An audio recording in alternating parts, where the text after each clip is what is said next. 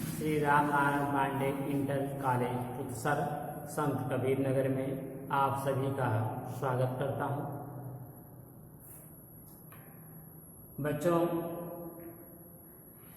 आज के इस कार्यक्रम में मैं द्विघात समीकरणों से संबंधित प्रश्नों पर चल रहा हूं और पहले भी मैं इस तरीके के प्रश्न बता चुका हूं।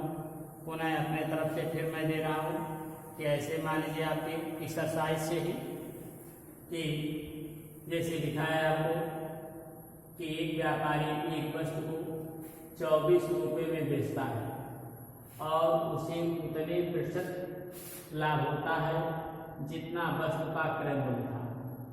वस्तु का क्रय मूल्य ज्ञात कीजिए, याद करो। अब आप इसको जो है दो घात समीकरण के रूप में आप परिवर्तित करेंगे। परिवर्तित करके ही तब आप इसका सलूशन बनाएंगे। तो आप ये देखें कि अब आप मान लें, माना वस्तु का क्रय मूल्य x रुपये है।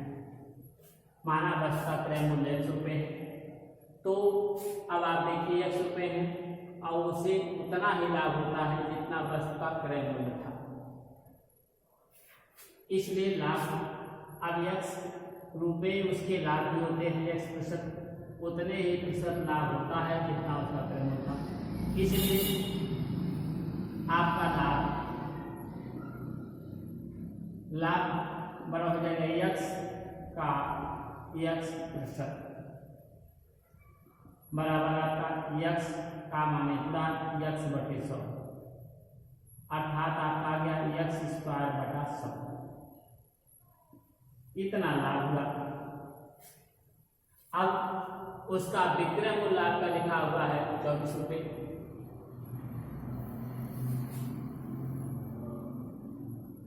चूंकि आप विक्रय मूल्य बराबर है आपका क्रय मूल्य धन आपका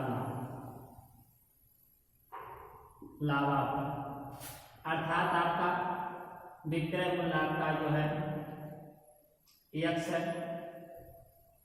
विक्रय मूल्य आपका 24 है।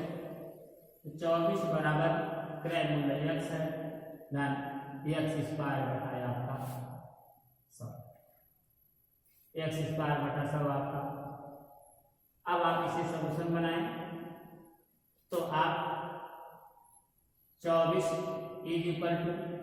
आप 100 का 3 इसमें मल्टीप्लाई हो जाएगा। 100x धन आपका x² बटे आपका 100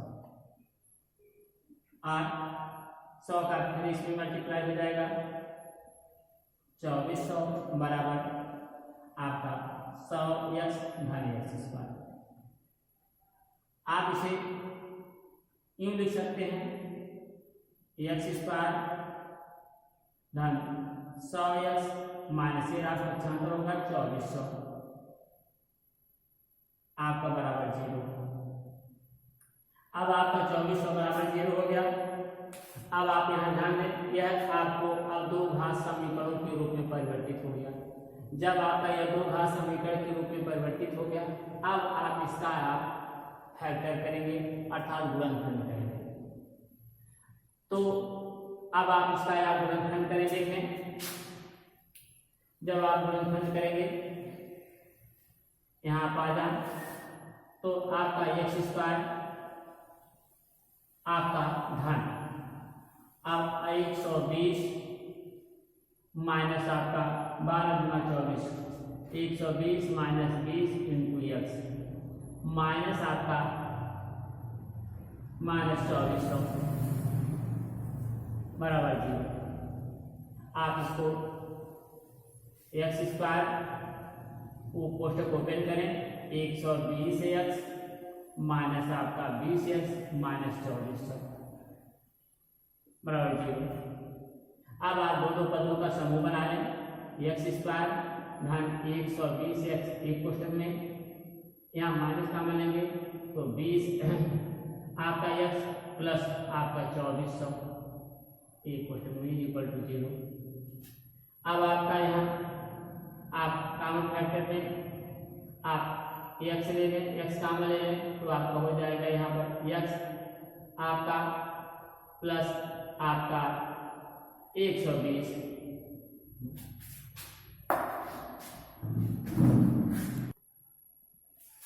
तो अब आप यहाँ दो पदों का आप समूह बना लिए हैं। अब आप इसमें x कॉमन ले लें तो हो जाएगा आपका x 120। अब आपका माइनस, अब यहाँ आप कॉमन फैक्टर में 20 कॉमन ले लें तो आपका x प्लस आपका 120 0। पुनः आप कॉमन लें x प्लस 120 दूसरे में x माइनस 20 बराबर 0। अब आप देखें चूंकि x प्लस 120 बराबर 0 इसलिए x बराबर माइनस 120, अर्थात ये संख्या ऋणात्मक है। संख्या या मूल्य ऋणात्मक नहीं होता, किसी भी वस्तु का मूल्य जो है माइनस 0 से नीचे नहीं होता है, अर्थात संख्या ऋणात्मक नहीं होती है। पुनः चूंकि x माइनस 20 बराबर 0 इसलिए x बराबर हो गया 20। ये देखिए धनात्मक आ गया, अर्थात ये आपका ये मूल्य होगा क्रम, अर्थात क्रय मूल्य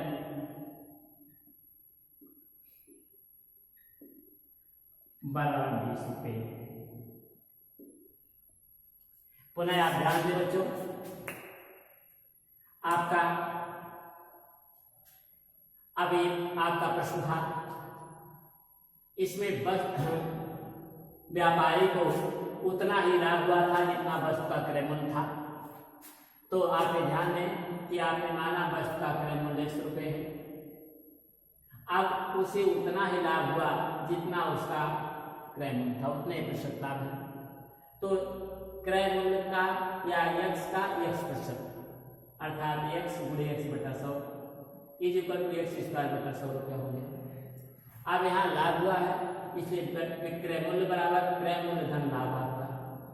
विक्रय मूल्य उसका 24 रुपये है, 24 बराबर x धन x स्क्वायर बटे 100। आपने इसे सॉल्यूशन बनाया, 24 बराबर 100x धन x स्क्वायर बटे 100, तो ये गुणा हो गया। ये देखिए 24 आपका है 2400 बराबर 100x धन x स्क्वायर।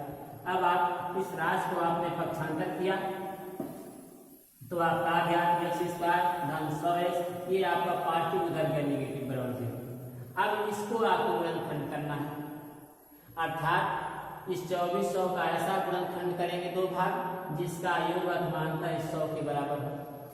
तो आपने यहाँ 2400 के 12 गुना 24 अर्थात 120 गुणे आपका 20, 120 में 20 का गुणा करेंगे तो आपका होगा 2400 और 120 में से 20 घटा देंगे तो आपका आ जाएगा 100। अर्थात हम या कोई भी व्यक्ति मान बदल नहीं सकता, केवल मान के प्रारूप को हम परिवर्तित करते हैं। अब देखिए यहाँ पर आपका 120 माइनस 20 इंटू एक्स, आपने x का मल्टीप्लाई किया, x स्क्वायर धन 120x माइनस 20x माइनस 2400। आपने दोनों पदों का समूह बनाया। अब आपका जब समूह बन गया, यहाँ कॉमन फैक्टर x था तो आपने x कॉमन लिया x प्लस 20 माइनस आपका यहाँ 20 कॉमन फैक्टर है, आपने 20 कॉमन लिया तो x प्लस 120, अर्थात आ गया x प्लस 120 एक ब्रैकेट में, दूसरे में आपका x माइनस 20 बराबर 0। अब आप x प्लस 120 बराबर 0 इसलिए x बराबर ऋण 120। ये संख्या ऋणात्मक आ गई और क्रय मूल्य ज्ञात करना था, अर्थात ऋणात्मक संख्या 0 से भी छोटी होती है, अर्थात आपका क्लियर हुआ कि यह वस्तु का क्रयमूल नहीं है। वस्तु का क्रयमूल हमेशा पॉजिटिव होता है, अर्थात सभी धनात्मक संख्याएं होती हैं। अब आपका x माइनस 20 बराबर 0, इसलिए x बराबर 20 ये आपका धनात्मक है, यही वस्तु का क्रयमूल होगा आपका। तो इस तरीके से अभी हम और एक आध सवाल आपको और इसी पर दे देते हैं, तो थोड़ा आपको एक सवाल और आपको समझाते हैं। तो पुनः आपके सामने एक दूसरा उदाहरण हम आपको पेश कर रहे हैं। देखिए लिखा है,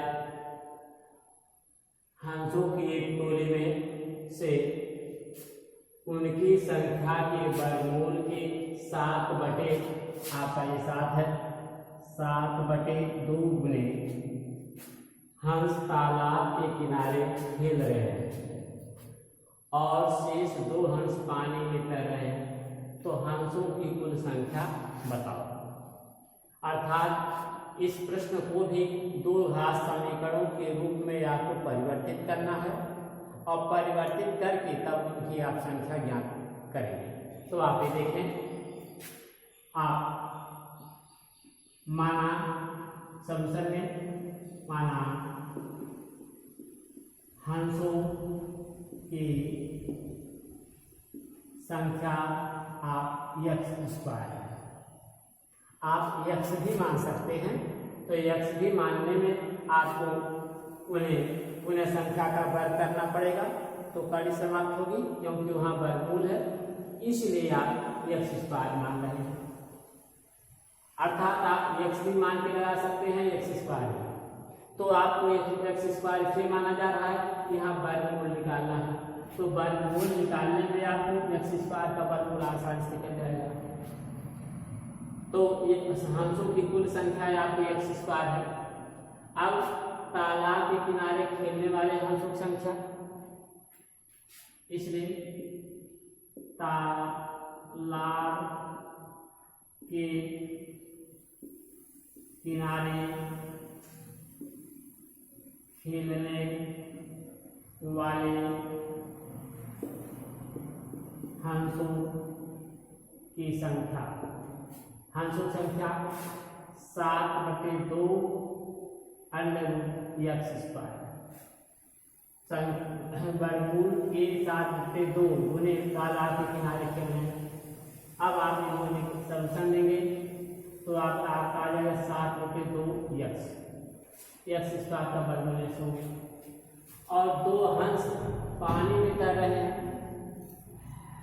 अर्थात इसलिए कुल हंसों की संख्या x², इसलिए प्रश्नानुसार यानी आप प्रश्न के अनुसार से x² बराबर कुल हंसों की संख्या आपको हो जाएगा 7/2 x धन आपका ये आपके 2x आपका 7/2 x धन 2 हंस पानी के किनारे खेल रहे हैं, अर्थात हंसों की कुल संख्या x² है बराबर 7/2 x पानी तालाब के किनारे खेल रहे हैं और 2 जो है तालाब में पानी में तैर रहे हैं। अब इन्हें आपको सॉल्यूशन करना है, तो आप ये देखें x² अब आपको का इसमें फिर गुणा हो जाएगा 7x धन 2 गुना 4 पूरे बटे आपको हो गया 2। आप का फिर इसको फिर मल्टीप्लाई करेंगे, आपका 2x² बराबर आपका हो गया 7x प्लस आपका 4, 7x प्लस 4। अब इस राशि को आप पक्षांतर कर दें, आप इन्हें लिख सकते हैं 2x² माइनस 7x माइनस 4 बराबर आपका हो गया 0। अब आप देखिए बच्चों, यह आपको अब 2 घात समीकरण के रूप में समानित हो गया, यानी परिवर्तित हो गया, अर्थात इस प्रश्न को अब आपने 2 घात समीकरण के रूप में बदल दिया। अब आप इस समीकरण को आप चाहे गुणनखंड में से या पूर्ण वर्ग बनाकर अथवा आप सूत्र द्वारा शंकराचार्य में से हल कर सकते हैं। तो सबसे आपका एलिजिबल होता है आसान तरीका गुणनखंड, उससे आप ये देखें यदि इसको द्विघात समीकरण ax वर्ग धन bx धन c से तुलना करें तो a का मान 2 है, b का मान -7 है, c का मान -4 है। अब आप इसका गुणनखंड करें, देखिए गुणा करें, 2 चौक 8 का ऐसा गुणनखंड करेंगे जिसका योग अथवा अंतर आपको -7 के बराबर हो।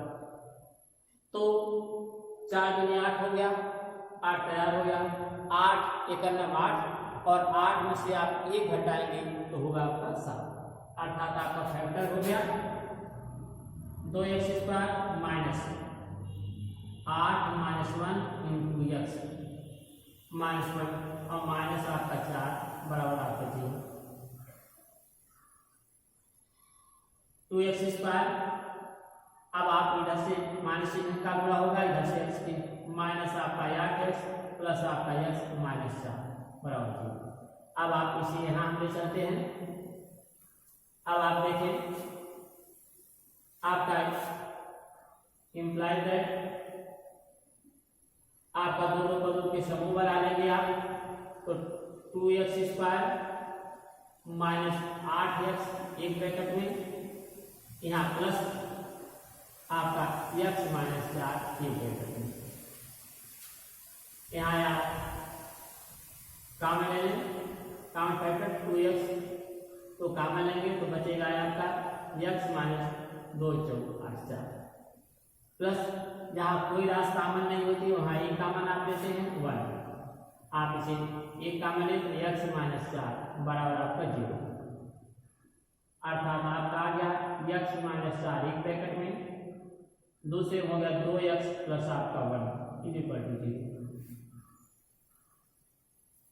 अब आप देखें क्योंकि आपको x -4 बराबर 0, इसलिए x बराबर हो गया आपका 4, यही मान होगा आपको। लेकिन पुनः देख लें, तथा 2x + 1 बराबर 0 और आपको 2x = -1 x = -1/2, ये है आपका ऋणात्मक संख्या और 1/2, अर्थात हंसों की संख्या एक का आधा नहीं हो सकता, इसलिए हंसों की आपका मानक आपका ये 4 है, इसलिए